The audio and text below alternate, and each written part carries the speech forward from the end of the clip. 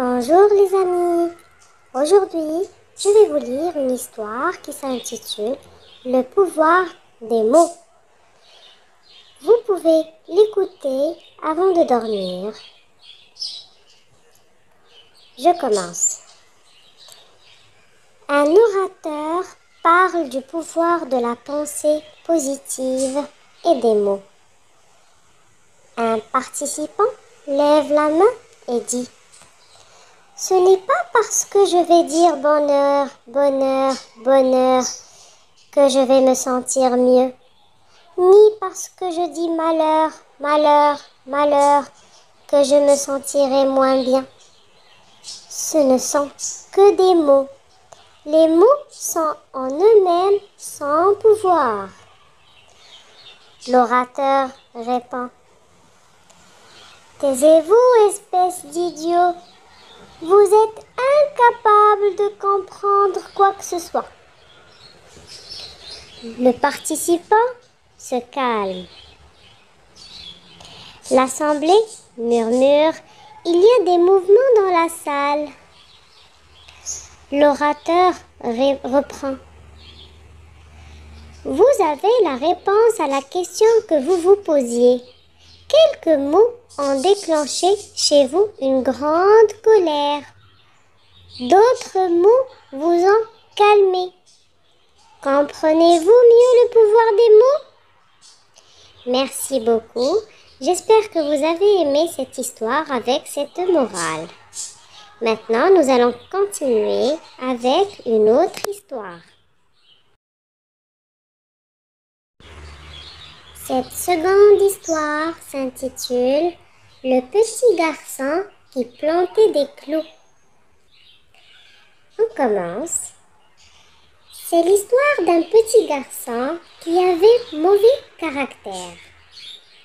Son père lui donna un sac de clous et lui dit qu'à chaque fois qu'il perdrait patience, il devrait planter un clou derrière la clôture. Le premier jour, le jeune garçon planta 37 clous derrière la clôture.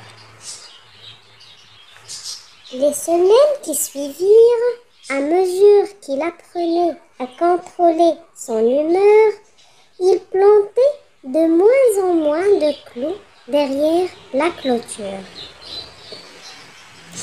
Il découvrit qu'il était plus facile de contrôler son humeur que d'aller planter des clous derrière la clôture. Le jour vint où il contrôla son humeur toute la journée. Après en avoir informé son père, ce dernier lui suggéra de retirer un clou à chaque jour où il contrôlerait son humeur. Les jours passèrent et le jeune homme put finalement annoncer à son père qu'il ne restait plus aucun clou à retirer de la clôture. Son père le prit par la main et l'amena à la clôture. Il lui dit: tu as travaillé fort, mon fils, mais regarde tous ces trous dans la clôture. Elle ne sera plus jamais la même. Chaque fois que tu perds patience, cela laisse des cicatrices exactement comme celle-ci. Tu peux enfoncer un couteau dans un homme et le retirer. Peu importe combien de fois tu lui diras être désolé, la cicatrice demeurera pour toujours. La morale de cette histoire est: une offense verbale est aussi néfaste qu'une offense physique. J'espère, les amis, que vous avez aimé ces histoires avec leur morale. Nous allons passer maintenant à la troisième histoire. Cette dernière histoire s'intitule Le bol en bois. On commence. Un vieil homme fragile s'en alla demeurer avec son fils, sa belle-fille et son petit-fils de 4 ans. Les mains du vieil homme tremblaient, sa vue était embrouillée et sa démarche chancelante.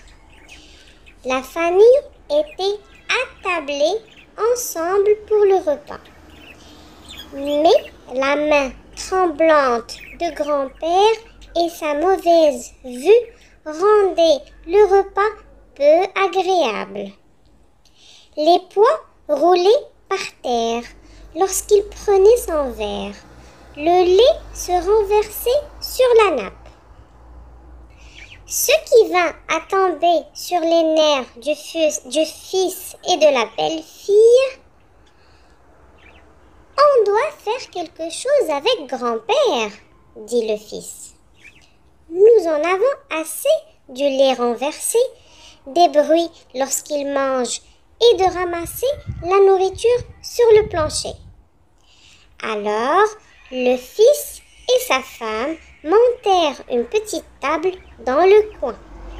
C'est là que grand-père ira manger pendant que le reste de la famille sera à la grande table.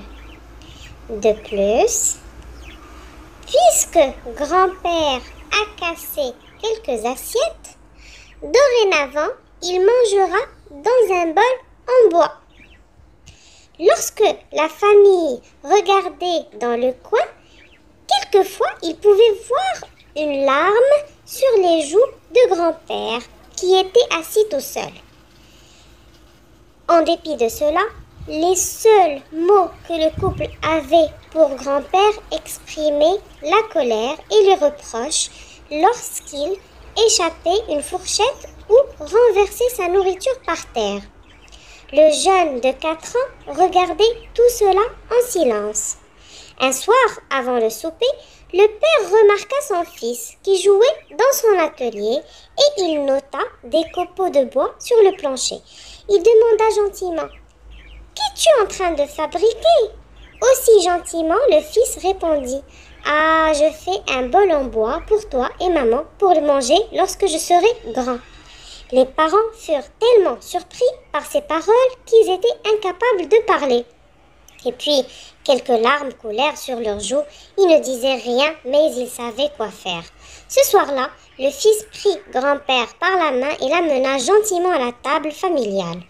Pour le reste de ses jours, il mangea ses repas avec la famille et le fils et sa femme ne se troublaient plus lorsque grand-père échappait une fourchette, renversait son lait ou salissait la nappe. Merci beaucoup pour votre attention. J'espère que vous avez aimé ces histoires avec leur morale et à très bientôt. Merci beaucoup.